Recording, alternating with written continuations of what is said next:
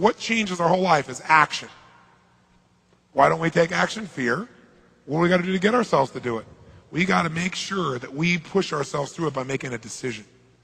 The point in which change happens is a decision.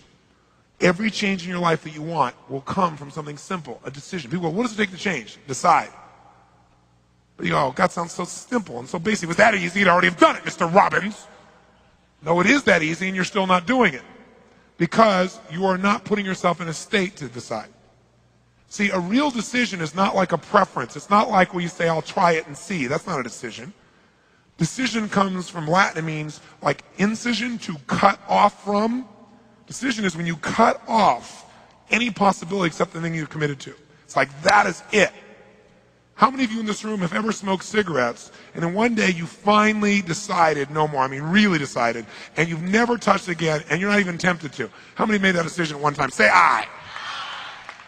You know what a real decision is. If I came to you today and I said, would you like a cigarette? Would you go, what brand is it?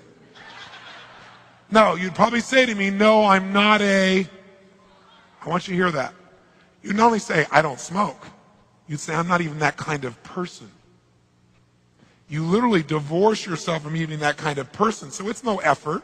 When you really decide, it's not an effort. Once you've cut it off, it doesn't take effort. Deciding takes effort, but once you've decided, it's over. You don't think about it anymore. It's like it's easier to fast than it is to diet. Because when you're fasting, somebody offers you something, you don't even think about it. You go, no, I'm not eating. Right? When you're dieting, you're like, well, maybe we could have a little more. This is a little piece of cake. Not that many calories. Right? And pretty soon you're back to where you were again. So a real decision is what you got to make. When you make a real decision, life changes. But it's a real decision, you burn your bridges, you only move forward.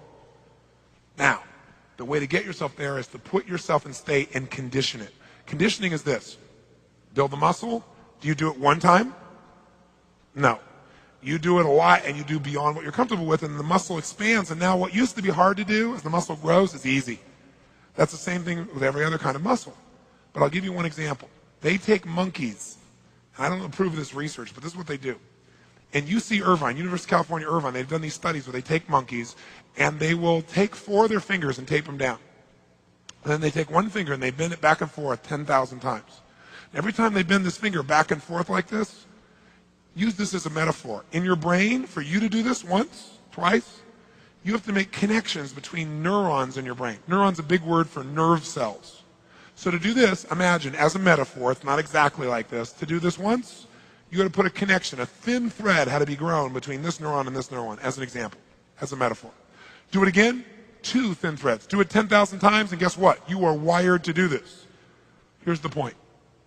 They untape the monkey's fingers, and what does he do constantly? For no good reason. He's wired, conditioned to do this. Now, how does this relate to you? Well, how many of you go to work the same way every day? You drive on the same on-ramp, go the same direction, get off on the same on-ramp. How many got a pattern like that? Say, I. How many have had a day when you're supposed to go the opposite direction on the freeway or the road, but you're on the cell phone and your brain is at the lunch and you get on the same on-ramp going the same direction that you normally do that's the wrong way? Say, I. You're monkeys. Can you condition yourself to feel depressed to where it literally, it feels more comfortable because you go there more often and you're wired to be there? Yes or no? Can you condition yourself to be quick to anger? Yes or no?